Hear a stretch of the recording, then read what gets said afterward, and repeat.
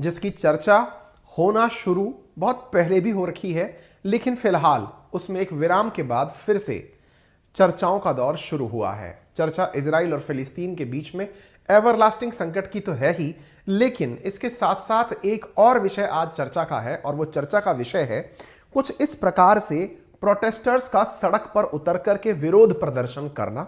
यदि आपको यहां पर फोटोज दिखाई दे रही हैं तो एक बार के लिए आप इस तस्वीर को देखें और यहां पर अंदाजा लगाएं कि कितनी बड़ी मात्रा के अंदर जो प्रोटेस्टर्स हैं वो सड़कों पर उतरे हुए हैं। ये प्रोटेस्टर्स क्यों उतरे हुए हैं इसकी चर्चा हम जरूर करेंगे, लेकिन उससे पहले आपको बता दें कि आज से 2 महीने पहले नेतन्याहू, बेंजामिन नेतन्याहू, जो कि इजराइल के जब हेड मुखिया बने थे, तो पीएम के पद के रूप में उस समय प्रधानमंत्री नरेंद्र मोदी के द्वारा उन्हें बधाई दी गई थी।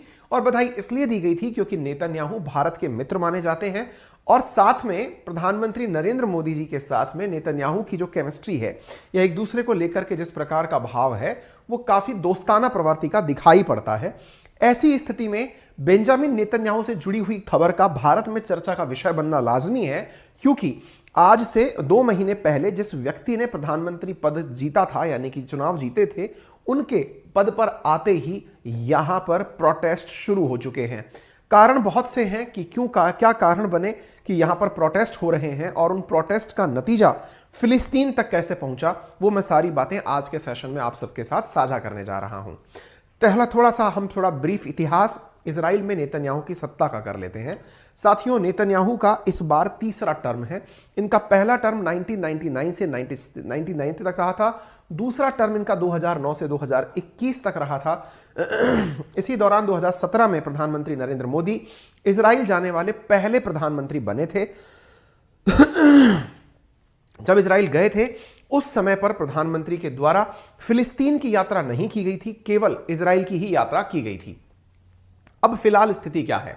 स्थिति यह है कि हजारों की संख्या में इजरायली प्रोटेस्टर्स नेतन्याहू की नई सरकार के खिलाफ सड़कों पर उतर आए हैं। कारण क्या है ये हम आपको आज के सेशन में जरूर बताएंगे। कहां पर है इजराइल, थोड़ा मैप पर हम इसको देख लेते हैं। भारत के मैप से अगर आप पश्चिम की दिशा की तरफ रुख करेंगे तो आपको अरब वर्ल्ड दिखाई देंगे, और मेडिटेरेनियन ओशन की तरफ आप बढ़ेंगे तो मेडिटेरेनियन ओशन से जुड़ा हुआ एक देश दिखाई देगा जिसे आप इजराइल के नाम से जानते हैं। 1948 से पहले यहां इजराइल नाम का कोई देश नहीं था। बेल्फोर नामक एग्रीमेंट 1948 में किया गया ब्रिटिशर्स के द्वारा एक सौदा था, जिसके तहत यहां एक देश हुआ करता था जिसका नाम फिलिस्तीन था। उस फिलिस्तीन को 2 भागों में बांट दिया गया। उनमें से एक भाग इजराइल बना और दूसरा फिलिस्तीन, जिसे आप अंग्रेजी में पैलेस्टाइन कहते हैं, वो बना। साथियों, वर्तमान में इसी इजराइल के अंदर क्या हो रहा है, थोड़ा उसके आगे बढ़ते हैं। फिलहाल के लिए आपको यह भी बता दें कि इसकी राजधानी भारत तेल अवीव मानता है, लेकिन अमेरिका जब ट्रंप का शासन था तो यरूशलेम को इसकी राजधानी मानने लगा था। यरूशलेम यहां का सबसे ज्यादा विवादित स्थान है, जो कि यूएन के मैंडेट के अनुसार एक इंडिपेंडेंट और जगह होनी चाहिए, लेकिन फिलहाल इसके 3/4 हिस्से पर इजराइल का कब्जा है। केवल 1/4 हिस्सा इसका जो अल-अक्सा मॉस्क की तरफ वाला है उस पर फिलिस्तीन का कब्जा है। फिलिस्तीन इस मैप में साफ दिखाई पड़ता है कि गाजा स्ट्रिप और वेस्टर्न साइड जो है, वेस्ट बैंक जो है, केवल इन्हीं तक सिमट करके रह गया है। इसके मेजॉरिटी पोर्शन पर, यानी फिलिस्तीन के मेजॉरिटी पोर्शन पर फिलहाल इजराइल का कब्जा है। चर्चा करते हैं। तो फिलहाल जब आप ये तस्वीरें देखते हैं तो ये तस्वीरें कई प्रकार की हैं, और उनमें से अगर आपको ये वाली तस्वीर दिखाई देती है तो शायद आप इसे रिलेट कर पाएंगे, क्योंकि हमने अपने सेशंस में इस तस्वीर की पहले भी चर्चा की है, इस फ्लैग की पहले भी चर्चा की है। ये फ्लैग ऑफ यूनिटी कहलाता है। एलजीबीटीक्यू कम्युनिटी के द्वारा ये अपनी पहचान के लिए इस्तेमाल किया जाता है। आपको याद होगा ये वही फ्लैग है जिसका कतर में भी विरोध हुआ था, यानी कतर के अंदर जो एलजीबीटीक्यू कम्युनिटी है उसे भी प्रवेश से रोका गया था स्टेडियम्स के दौरान, तब हमने इसकी चर्चा की थी। खैर, फिलहाल इजराइल में ये जो प्रोटेस्टर्स हैं जिनके हाथ में तरह तरह की तख्तियां हैं, उनमें से तख्तियों में ये जो तख्ती आपको दिख रही है, यानी कि जो फ्लैग दिख रहा है, ये एलजीबीटी का फ्लैग भी है, साथ में यहां पर पैलेस्टाइन का फ्लैग भी लोग लेकर खड़े हुए हैं। तो स्थिति क्या है कि इतने ज्यादा लोग विरोध में उतर आए, यानी कि स्थितियां ऐसी क्यों बन गई कि बड़ी मात्रा के अंदर लोग विरोध कर रहे हैं। तो यहां पर साथियों कहा जा रहा है कि लोकतंत्र खतरे में है। लोकतंत्र खतरे में क्या है, इसके पीछे की कहानी सुनिए। कल मैंने इवनिंग में ब्राजील के अंदर संसद पर हुए हमले के बारे में बताया था। उस सेशन को आपको जरूर देखना चाहिए। क्यों देखना चाहिए? क्योंकि असल में हमने ब्राजील के अंदर आपको कारण बताया था कि किस प्रकार से लोकतंत्र को संकट उत्पन्न हो रहा है। कैसा संकट? कि वो जो हारने वाली पार्टी थी उसने मैंडेट मानने से इनकार कर दिया है बोल्सोनारो के नेतृत्व में। वो सेशन मैंने रात को किया है, एक बार जरूर आप देखें, उससे आपके दिमाग में लोकतंत्र के लिए जो भी चैलेंजेस हैं वो क्लियर हो जाएंगे। फिलहाल के लिए यहां पर क्या हो रहा है, असल में इस समय नेतन्याहू एक ऐसा कानून लाने की घोषणा कर चुके हैं जो कानून सुप्रीम कोर्ट को नीचा कर देगी। नीचा कर देगी का मतलब क्या है, मैं उसको समझाने के लिए थोड़ा सा आपको भारत के परिप्रेक्ष्य में बातें समझाता हूं। आपको जैसा कि पता है कि देश में कानून बनाने वाली जो संस्था है, जो विधायिका है, वो हमारी संसद है। संसद जब कानून बनाती है और वो सब तरह से संसद को लगता है कि ठीक है, उस कानून को भी सुप्रीम कोर्ट के द्वारा नल एंड वॉइड किया जा सकता है। फिर चाहे आपने कितने भी मसले देखे हों, भारत की संसद से बने हुए कानून को सुप्रीम कोर्ट के द्वारा, इसलिए कि ये मूल अधिकारों को खत्म करती है या कम करते हैं, इस आधार पर आर्टिकल 13 का उपयोग करते हुए कि जुडिशियल रिव्यू के दायरे में डालकर उन कानूनों को, संसद से बने हुए कानूनों को सुप्रीम कोर्ट के द्वारा बदला जा चुका है कईयों बार। इस प्रक्रिया को आप जुडिशियल रिव्यू के नाम से जानते हैं। और इसमें एक सबसे अच्छी चीज जो निकल कर आती है वो क्या है कि हमारे देश की जो सुप्रीम कोर्ट है वो हमारे मूल अधिकारों की रक्षा के लिए जो संसद के द्वारा कोई कानून यदि मेजॉरिटी को ध्यान में रखकर बना दिया जाए, क्योंकि लोकतंत्र में सरकार बहुमत के आधार पर बनती है, और बहुमत वाली सरकार कोई ऐसा कानून बना दे जो कि अल्पसंख्यकों के लिए या किसी ऐसे व्यक्ति के लिए जिसके पास में अपनी बात कहने का मंच नहीं है, उनकी रखवाली सुप्रीम कोर्ट मूल अधिकारों के आधार पर करता है। तभी तो भारत के अंदर आर्टिकल 25 सेपरेशन ऑफ पावर्स की बात करता है। हमारे यहां पर जो भी अपने अपने अधिकार हैं उनकी पृथकता की बातें की जाती हैं। यही कारण है कि भारत में सुप्रीम कोर्ट अपने आप में उतनी ही सुप्रीम है जितनी भारत की संसद है, और इसी प्रकार से न्यायपालिका, कार्यपालिका और व्यवस्थापिका तीनों एक दूसरे के साथ पैरेलल को एग्जिस्टेंस में चलती हैं। लेकिन लोकतंत्र गवाह है कि जब जब संसद को सुप्रीम कोर्ट से चैलेंज मिला है, तब तब संसद ने सुप्रीम कोर्ट को अपने अधीन करने का प्रयास किया है। अधीन करने का प्रयास का अर्थ हुआ कि संसद को यदि यह लगता है कि सुप्रीम कोर्ट में यह कानून जाके पलट जाएगा, तो क्यों ना सुप्रीम कोर्ट को ऐसा काम करने से रोकने का ही क्यों कोई कानून ना बना दें। यही तब हुआ जब भारत ने अपना मिनी कॉन्स्टिट्यूशन लागू किया था 1976 के अंदर, यानी 42nd कॉन्स्टिट्यूशनल अमेंडमेंट के अंदर हमने कोशिशें ऐसी की थी कि हमने सुप्रीम कोर्ट की कई ताकतों को बॉक्स में लाकर खड़ा कर दिया था। खैर, फिलहाल कुछ ऐसा ही इजराइल में हो रहा है। इजराइल में यहां की नेतन्याहू सरकार सुप्रीम कोर्ट को नीचा दिखाने के लिए समझिए, या फिर यह समझिए कि उनकी ताकत को कम करने के लिए एक कानून लाना चाहती है। कानून क्या कहता है? दरअसल सुप्रीम कोर्ट के पास जो अधिकार हैं, इनके यहां पर भी वो वैसे ही हैं। क्या?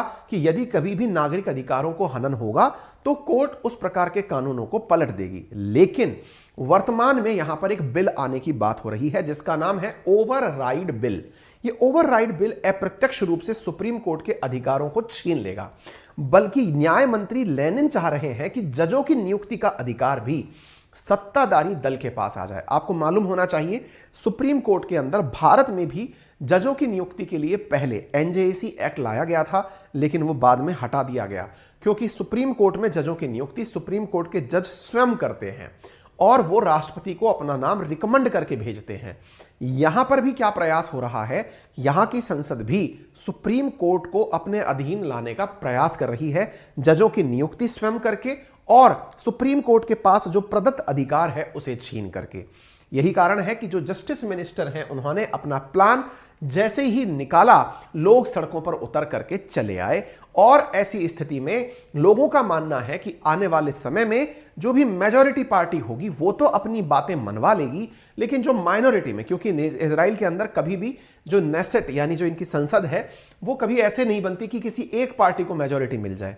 संगठन की सरकार बनकर के आती है। तो यहां पर जो डर लग रहा है वो ये है कि कहीं ऐसा ना हो कि ये सारी चीजें मतलब दक्षिणपंथी दलों के साथ में सरकार जो बनी हुई है वो अपने बातों को मनवाने के लिए सुप्रीम कोर्ट से कानून बनवाए, सुप्रीम कोर्ट में अपनी पसंद के जजेस की नियुक्ति हो, ताकि नेतन्याहू या फिर किसी अन्य व्यक्ति के ऊपर चलने वाले जो भी मतलब जो केस हैं वो डाउन कर दिए जाएं। फिर आप पूछेंगे तो ऐसी स्थिति के अंदर जब यहां पर चीजें हो रही हैं, इसकी अर्जेंसी क्या आ गई अचानक?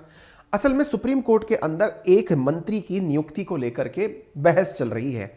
सुप्रीम कोर्ट संभव है कि उस मंत्री की नियुक्ति को गलत प्रूव कर दे, गलत डिक्लेयर कर दे। यदि ऐसा होता है तो सरकार की मंशा है कि वो बिल पहले ला करके सुप्रीम कोर्ट के आदेश को पलटते हुए पुनः अपने व्यक्ति को पद पर बिठाने का प्रयास करेगी। अभी इजराइल में प्रधानमंत्री को बने हुए 15 के करीब ही दिन हुए हैं, लेकिन लोग अभी से सड़कों पर उतर आए हैं। ऐसी स्थिति में हजारों लोगों के द्वारा शनिवार रविवार के दौरान सरकार के विरोध में प्रदर्शन किया गया। इस ओवरराइड बिल को लाने का प्रयास किया जाए, ऐसा कहा गया। फिर आप पूछेंगे इससे इजराइल फिलिस्तीन का क्या कनेक्शन है? असल में जो प्रोटेस्टर्स थे उनके द्वारा जो फ्लैग लिए गए थे, उन फ्लैग्स में फिलिस्तीन का फ्लैग भी यूज किया गया था। यानी इजराइल के अंदर जो लोग रहते हैं उनमें से कुछ लोग अरब मूल के भी हैं। अर्थात इजराइल में वैसे तो यहूदी देश है, जियोनिस्ट देश है, लेकिन वहां पर मुस्लिम आबादी भी रहती है और उस जगह पर लोगों के द्वारा, अरब मूल के लोगों के द्वारा फिलिस्तीन के झंडे भी उठाए गए विरोध में। ऐसी स्थिति में सरकार ने हाल ही में एक आदेश देते हुए यह कहा है कि यदि किसी ने भी फिलिस्तीन का झंडा हाथ में लिया तो फिर खैर नहीं होगी। इससे संभव है कि फिलिस्तीन के विषय पर इजराइल और फिलिस्तीन फिर से झगड़ पड़े। इसके साथ साथ ही अल्पसंख्यकों का क्या मसला है मैं वो भी बताता हूं। हाल ही में नेतन्याहू सरकार जब बनी है तो उन्होंने जिनके साथ कोएलिशन करके सरकार बनाई है वो फार राइट विंग प्रकार के माने जाते हैं, यानी एकदम कट्टर प्रकार के माने जाते हैं, यहूदी कट्टर विचारधारा के लोग माने जाते हैं। उनकी विचारधारा के अनुसार ऐसे कानून बनाए जा रहे हैं, ऐसे नियम लागू किए जा रहे हैं जिसके चलते यदि कोई भी डॉक्टर या प्राइवेट कंपनी या फिर कोई भी सरकारी संस्था किसी को नौकरी पर रखे तो वो धर्म के आधार पर डिस्क्रिमिनेट कर सकती है। इतना ही नहीं, यदि कोई व्यक्ति LGBTQ कम्युनिटी से है तो भी उनका डिस्क्रिमिनेशन किया जा सकता है, यानी उनको ना देखने की अगर उनके मन में हो कि मैं नहीं देखना चाहता, कोई बात नहीं, आप मत देखिए। यानी एक प्रकार से अपने देश में एक धर्म को और LGBT की कम्युनिटी को साइडलाइन करने के लिए इजराइल में यह कानून लाया जा रहा है। यही कारण है कि सुप्रीम कोर्ट के कानून के चलते यहां पर अल्पसंख्यक भी जो अरब मूल के हैं और LGBT कम्युनिटी के जो लोग हैं वो भी सब मिलकर एक साथ भीड़ बनाकर सड़कों पर आ गए हैं, क्योंकि उन्हीं के खिलाफ कानून आ रहा है। यहां की सरकार का जो सिस्टम है मैंने वो आपको बता दिया। ऐसी स्थिति में पुलिस को आदेश दिया गया है कि यदि कोई भी व्यक्ति फिलिस्तीन का फ्लैग पब्लिक प्लेस पर यूज करता है तो उसे गिरफ्तार कर लिया जाएगा। यहां पर ये वो मंत्री हैं जिनका नाम है इतमार बेन गिवीर। ये बहुत ज्यादा एक्सट्रीमिस्ट विचारधारा के, यहूदी कट्टरपंथी विचारधारा के व्यक्ति माने जाते हैं और इन्हीं के द्वारा पुलिस को यह पावर दिया गया है कि आप जहां देखें वहां पर लोगों को उठा करके जेल में डाल दें। ठीक है, चलिए अब सवाल बनता है कि इन दोनों के बीच असल में विवाद क्या है, किसके, इजराइल और फिलिस्तीन के बीच में विवाद क्या है। हालांकि हम कई बार इसके बारे में ऑलरेडी चर्चा कर चुके हैं। इजराइल पैलेस्टाइन विवाद आप चाहें तो अंकित अवस्थी नाम सर्च मार के मिल जाएगा, फिर भी ब्रीफ में जान लीजिए। 1948 में अंग्रेजों ने एक बेलफोर कंसेप्ट दिया था। बेलफोर कंसेप्ट का अर्थ यह था कि फिलिस्तीन को दो भागों में तोड़ा जाएगा और 14 मई 1948 को फिलिस्तीन को तोड़कर इजराइल नामक एक नया देश बना दिया गया, जिसमें से फिलिस्तीन की 44% जो भूमि है वो इजराइल को दे दी गई, 48% भूमि फिलिस्तीन को दे दी गई और जो शेष बची हुई 8% जमीन थी वो यूएन ने अपने पास रखते हुए यरूशलेम को दे दी, क्योंकि यरूशलेम में तीनों धर्म, चाहे फिर वो यहूदी हो, चाहे फिर वो ईसाई हो या फिर वो मुस्लिम हो, तीनों धर्म अपना अपना कनेक्शन ढूंढते हैं। यहूदी मानते हैं कि यरूशलेम से ही यहूदियों का उदय हुआ है। जो ईसाई हैं वो ये मानते हैं कि जो ईसा मसीह हैं उनका जन्म यहां हुआ है। और यहां पर मुस्लिमों के लिए तीसरी सबसे पवित्र जो मस्जिद है अल अक्सा, वो भी यहां पर स्थित है। तो तीनों यहां पर प्राइम डेस्टिनेशंस यरूशलेम में स्थित हैं। यही कारण है कि इसको लेकर इतिहास में भी काफी युद्ध हुए हैं, जिन्हें हम क्रूसेड्स के नाम से जानते हैं। फिलहाल के लिए साथियों यहां पर जो विवाद है वो कैसे आगे बढ़ा, उसकी ब्रीफ स्टोरी कुछ यूं है कि जब यूनाइटेड नेशन ने यह डिक्लेयर किया उसके बाद में इजराइल के बनने को अरब वर्ल्ड ने स्वीकार नहीं किया। 6 अरब देशों ने मिलकर इजराइल पर हमला कर दिया और 1948 में हुए इस हमले के अंदर अरब देशों को हारना पड़ा। इजराइल ने रही कुछ जमीन और जो थी वो फिलिस्तीन से छीन ली। फिलहाल एक प्रकार से जो गाजा पट्टी और वेस्ट बैंक जो है अब वही केवल इनके पास, फिलिस्तीन के पास बच गए हैं और इजराइल के पास में अब बड़ा हिस्सा चला गया है। ये इसके बाद का भाव है। उसके बाद में 1948, 56, 67, 73, 82 में काफी सारे कन्फ्लिक्ट हुए और उसके बाद में वर्तमान इजराइल का स्वरूप निकल करके आया है। यरूशलेम को चूंकि तीनों ही धर्म चाहते हैं, इसलिए यहां पर लेकर के विवाद रहता है। भारत का किसके साथ क्या पक्ष है? भारत इजराइल को मान्यता दे चुका है। भारत ने इजराइल को 15 सितंबर 1950 को मान्यता दे दी थी। भारत की तरफ से तेल अवीव में एम्बेसी खोली गई थी। 2000 के अंदर होम मिनिस्टर अडवाणी जी जो है वो यहां जाके आए थे। 2017 में मोदी जी के द्वारा भारत के प्रधानमंत्री के रूप में पहली बार यहां की यात्रा हुई थी। इतना ही नहीं,